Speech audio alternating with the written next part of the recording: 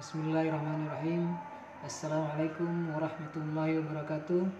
Salam sejahtera untuk kita semua.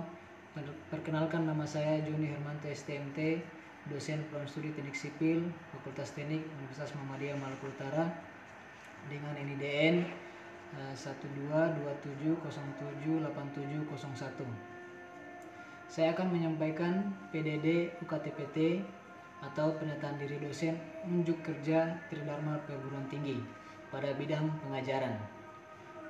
Video ini saya buat sebagai salah satu persyaratan sertifikasi dosen di tahun 2025. Sejak tahun 2017, saya telah diamanahkan mengampu beberapa mata kuliah bidang struktur, diantaranya yang pertama yaitu struktur beton, yang kedua analisis struktur metode matriks, yang ketiga analisis struktur, yang keempat analisis tegangan bahan, yang kelima teknologi bahan, yang keenam statika, yang ketujuh struktur jembatan, dan lain-lain.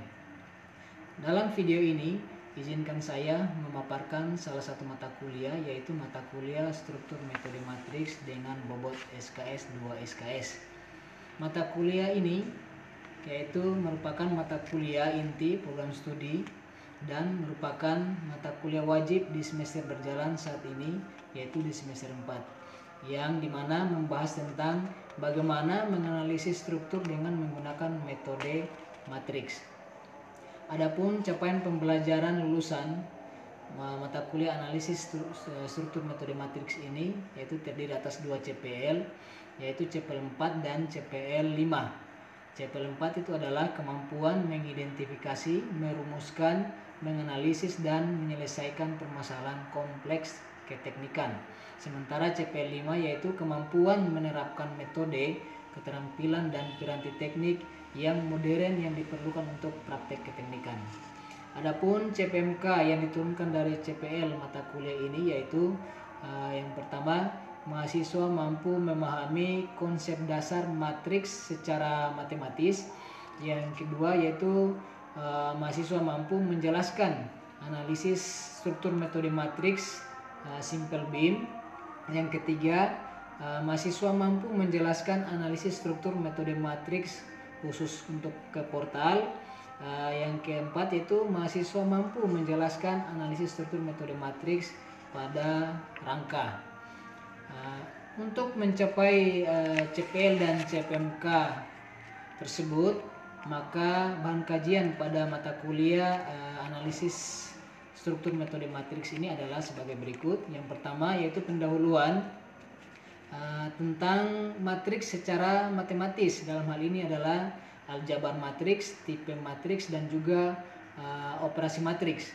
Yang kedua, konsep dasar analisa struktur terkait dengan konsep equilibrium atau kesetimbangan gaya.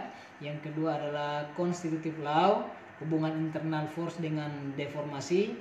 Dan yang ketiga adalah compatibility, kesesuaian perpindahan dari struktur yang terdeformasi atau hubungan deformasi dengan displacement. Dan yang ketiga adalah metode matriks untuk analisis struktur, di mana dalam hal ini adalah metode kekakuan dan metode fleksibilitas terhadap struktur simple beam, portal, dan juga struktur rangka. Jumlah perkuliahan pada mata kuliah ini adalah 16 kali pertemuan yang terdiri dari 14 kali tatap muka serta ujian tengah semester di pertemuan ke-8 dan ujian akhir semester di pertemuan ke-16. Adapun metode pembelajaran pada mata kuliah analisis struktur metode matriks ini yaitu pendekatan student centered learning, yaitu berpusat pada mahasiswa dengan pendekatan antara lain yaitu pendekatan pembelajaran aktif, misal contoh diskusi, presentase, latihan kasus, dan lain-lain. Yang berikut adalah pendekatan berbasis masalah, problem based learning, dan yang terakhir adalah simulasi dan pembelajaran berbasis project atau project based learning. Dalam hal ini adalah berupa produk tugas besar selama 1 semester. Media dan alat bantu yang dipergunakan dalam proses pembelajaran yaitu yang pertama whiteboard, PowerPoint, dan juga software seperti Excel dan juga SAP 2000. Nah, untuk strategi penilaian dan evaluasi pembelajaran ini juga disampaikan pada saat kontrak perkuliahan, yaitu yang pertama kehadiran atau keaktifan 10%, yang kedua tugas dan juga tugas besar yang diasistensi setiap minggunya itu 35%, kuis 10%, ujian tengah semester 20%, dan juga ujian akhir semester 25%. Dan penilaian ini dilakukan secara objektif. Demikian yang bisa. Assalamualaikum warahmatullahi wabarakatuh. Oke, baik teman-teman, pada kesempatan hari ini kita di pertemuan keempat kita akan membahas terkait dengan analisa struktur metode. Sebelum kita memulai, marilah kita berdoa dulu. Berdoa sesuai dengan keyakinan kita masing-masing. Berdoa mulai.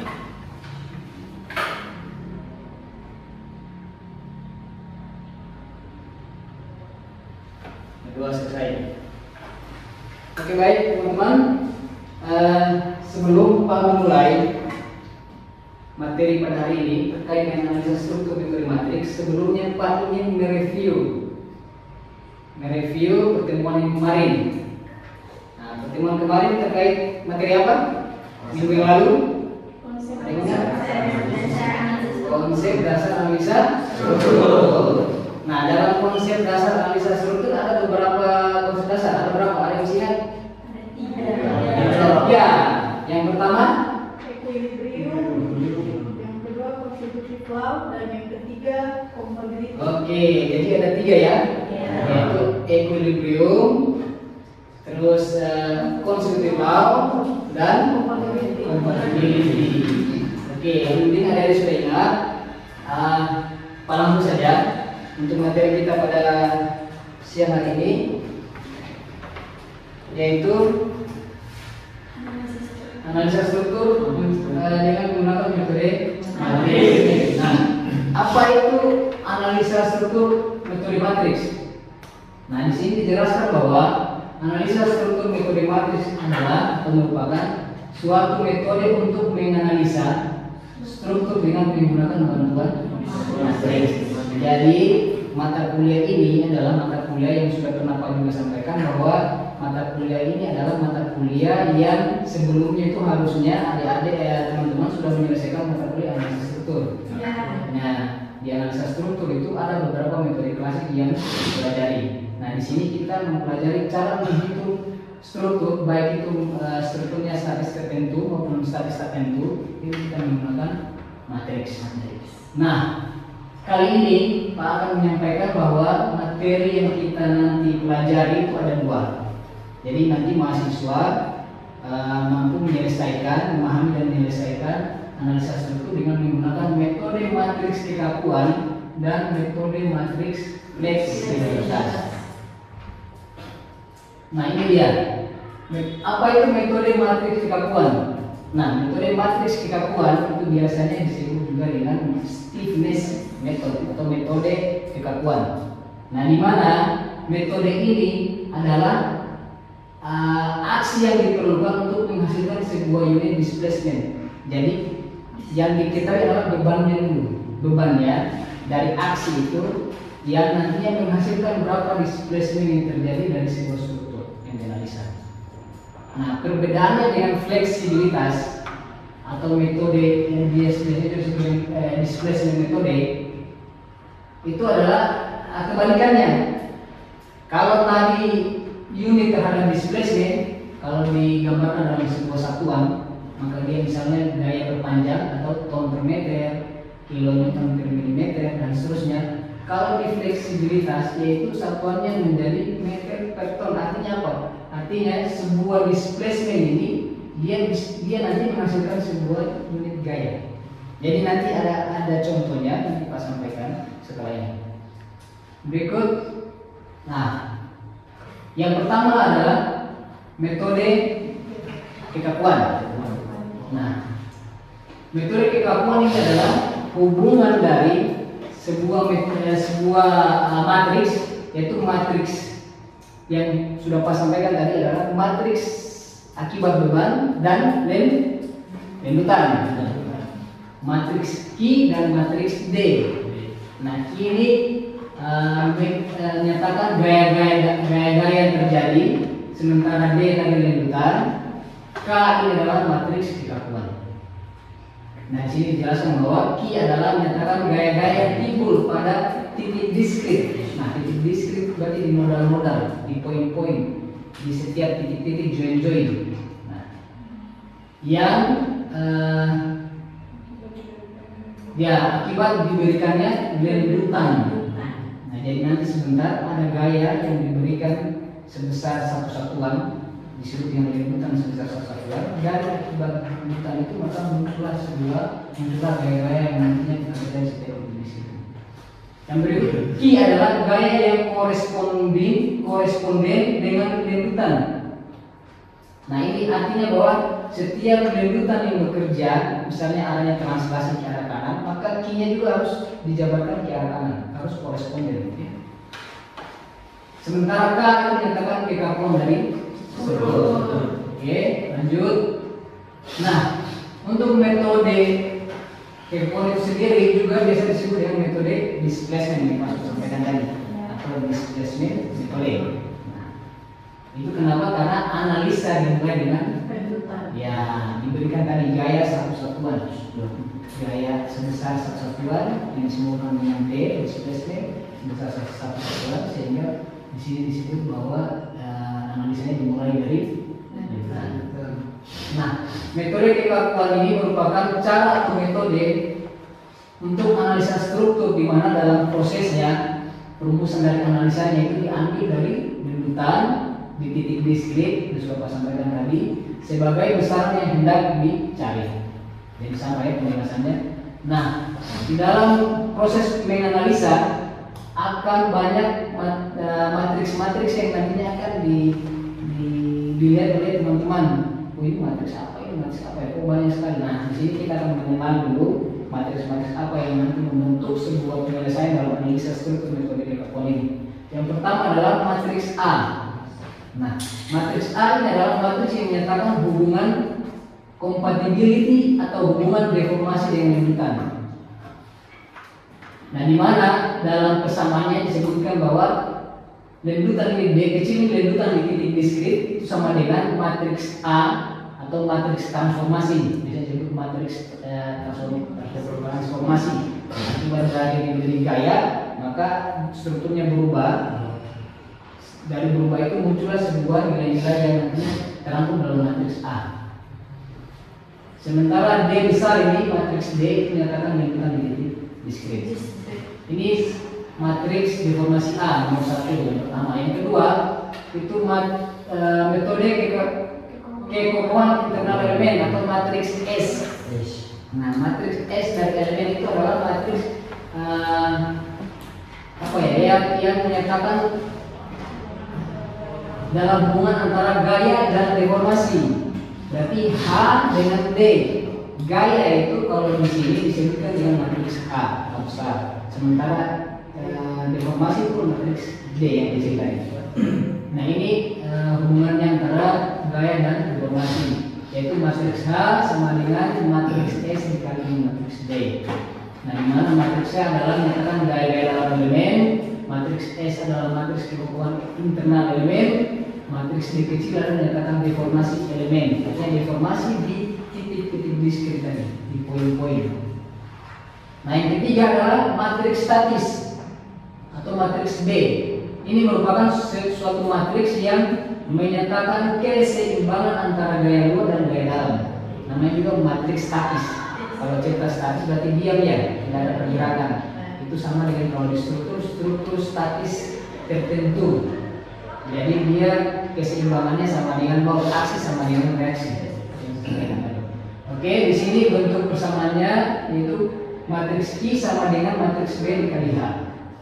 Di mana Q sama dengan menyatakan gaya luar yang bekerja di titik diskrit, matriks B adalah matriks statis, dan H adalah matriks gaya-gaya dalam.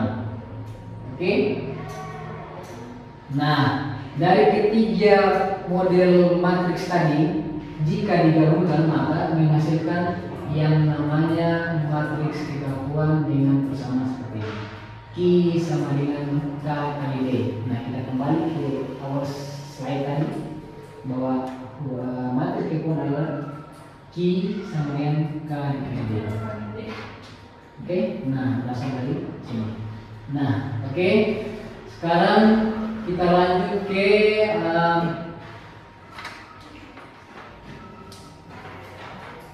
nah, sebelum struktur itu kita analisa, nah di sini nanti Pak akan memberikan contoh. Kan ada teman-teman kan sudah punya tugas besar ya? Sudah ambil semua kan? Nah, oke. Di tugas besar itu kan ada 3 model tugasnya, yaitu tugas simple beam, barok sederhana dengan peletakan yang dengan statis tertentu. Kita lebih dari 3 ini untuk keseimbangan. Terus ada yang portal, ada juga yang rangka, ya, ada 3. Jadi sebentar nanti mungkin Pak akan memberikan sebuah contoh yang masuk ke portal, sehingga kalau kamu selesai pasti di simpan ini juga pasti memberikan spasi. Nah, untuk memulai menganalisis sebuah struktur yang menggunakan model matriks kekakuan, itu awalnya kita harus menentukan dulu berapa degree of freedomnya, berapa derajat kebebasannya, baik itu statis maupun dinamik.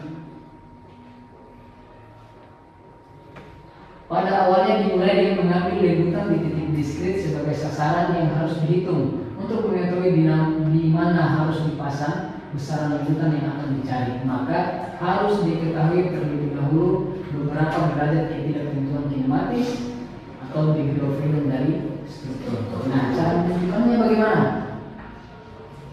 Ini dia. Sebelum nanti ada contoh kasusnya, case-nya, Pak sampaikan apa itu derajat ketidaktentuan kinematis dan derajat ketidaktentuan statis. Yang kedua. Jadi yang pertama, derajat ketidaktentuan statis. Derajat ketidaktentuan statis itu atau biasa disingkat dengan DKS, itu adalah jumlah gaya redundan atau gaya lebih pada struktur agar dapat diselesaikan dengan persamaan keseimbangan gaya. Nah, yang ini DKS ini itu kita nanti lebih, karena dia adalah gaya redundan atau gaya lebih, maka perhitungan nanti untuk menganalisa ini itu nanti dihitungan fleksibilitas, metode fleksibilitas. Nah, untuk metode kekakuan kita nanti akan mencari nilai DKK-nya, derajat ketidaktentuan kinematis. Nah, derajat ketidaktentuan kinematis di sini disampaikan bahwa dia merupakan adalah jumlah displacement. Apa displacement? Displacement tadi perubahan displacement, terjadinya displacement akibat dari deformasi.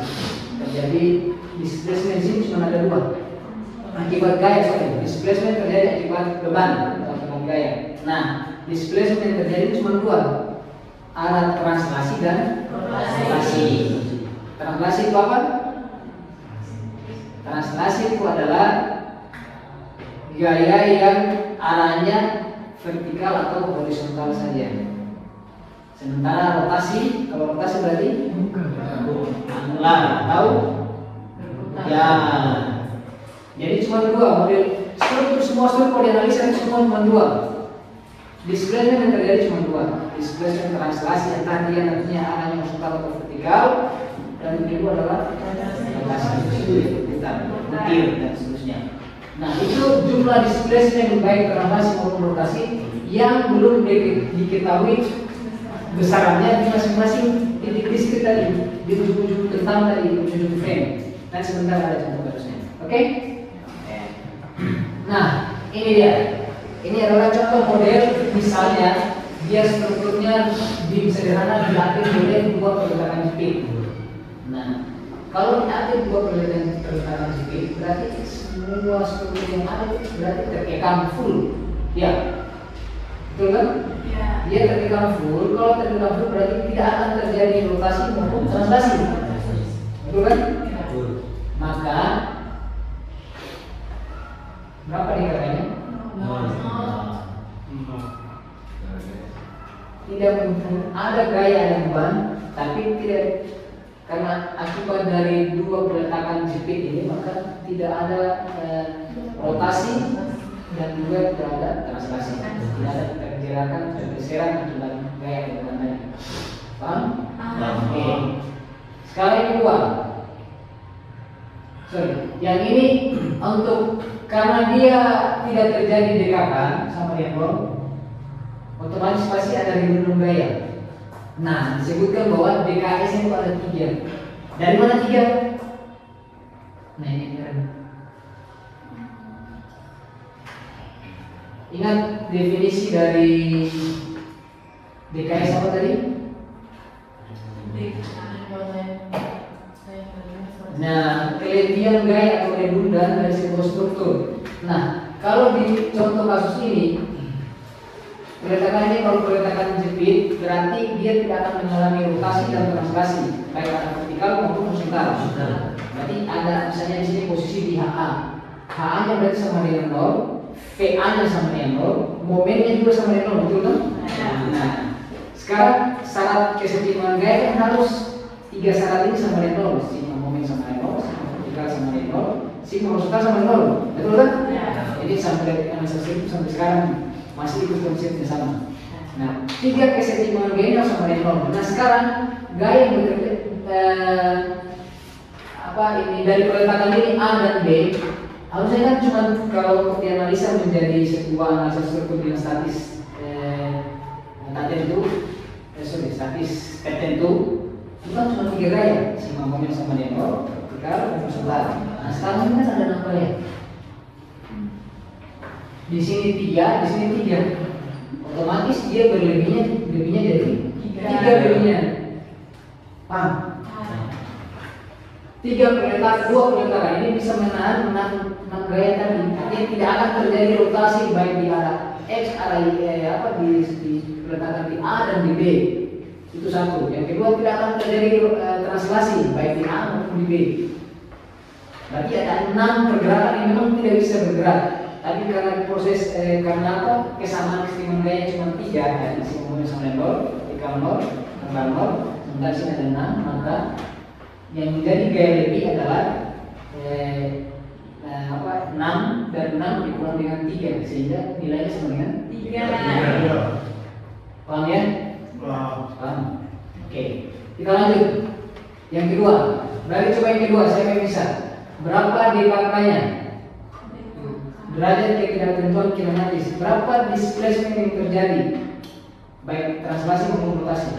Di soal ini, ini contoh case yang kedua. Berapa DKK?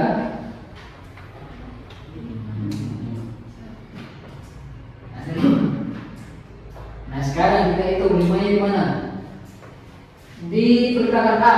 Ini ada setiap peletakan ada 3 gaya. Betul kan? Ya. Vertikal, horizontal, momen. Nah, sekarang di sini peletakan A ini strukturnya bisa mengalami rotasi tidak? Di peletakan A pasti mengalami rotasi karena dia bercuci. Nah, ya kan? Ya.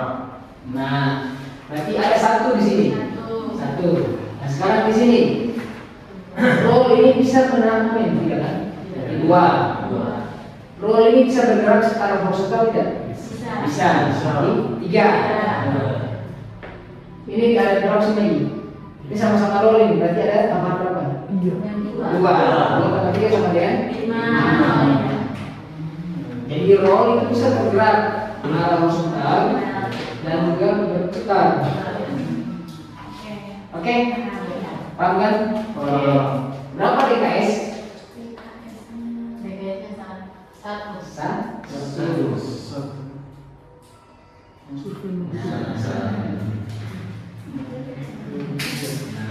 Paham semuanya? Oke? Nah, berikut yang terakhir. Total. Misalnya seperti ini, berapa DKK? 2. Berapa DKK? 2. Dari mana 8? A, B, C, D. Oh. Karena selalu dilihat, ingat DKK itu adalah di setiap ujung-ujung. Iya. Di setiap ujung-ujung, jangan lihat cuma peletakannya saja, Iya. tapi lihat di setiap join. Jadi joinnya ada A, B, C, D. Nah, di join yang tidak ada peletakan ini pasti semua akan mengalami displacement, baik itu dia horizontal, vertikal maupun momen. Kalau dikasih gaya dorong pasti mengalami dorongan, mengalami perubahan. Nah, jadi di sini berarti sini 3, 2, jadinya 8. Oke, lanjut. Oh, nah, 1. Paham ya? Ya. Ya. 1 karena tadi di sini 2, sini 2. 2 kosong istimewa cuma 3, 4 kurang lebih 9. 1. Oke. Kita di slide juga. Buahnya 2 lantai. Dan selesaikan tidak ini saya 2 lantai, tapi prosesnya tetap sama. Nanti dihitung ada berapa frame? 1, 2, 3 frame. 1, 2, 3, 4, 6. 6 berarti berarti berapa join? Kali 2. 2 join. Jadi B-nya yang kecil besar satu besar. Tugasnya, tapi tugasnya ini nanti dibuat yang poin A dulu, yaitu stiffness method. Karena yang berbeda itu mau diajar, disampaikan. Jadi setelah ini ada 2, nomor 5, setelah itu dianalisis saya, jadi kita cek.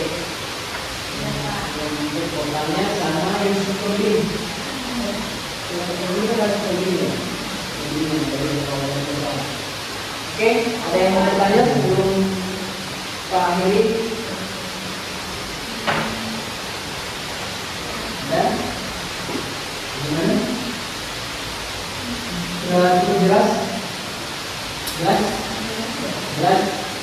Nah, nanti dikonsultasikan dari case juga bisa ya.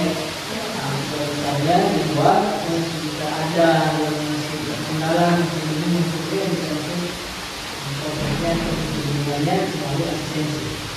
Oke, baik. Kalau tidak ada yang mau ditanyakan, yang sudah memahami, insyaallah kita masuk yang berikut adalah tentang berbagai fleksibilitas. Dan kekuatan sudah sebelumnya kita masuk ke fleksibilitas. Contoh kasus portal. Ini belum masuk ke apa ya? Ke angka aja. Angka tulis. Angka matan belum. Jadi angka matan juga sama. Metode kekuatan dan juga metode fleksibilitas. Oke? Oke, baik teman-teman, saya akhiri pertemuan kita pada hari ini. Wassalamualaikum warahmatullahi wabarakatuh.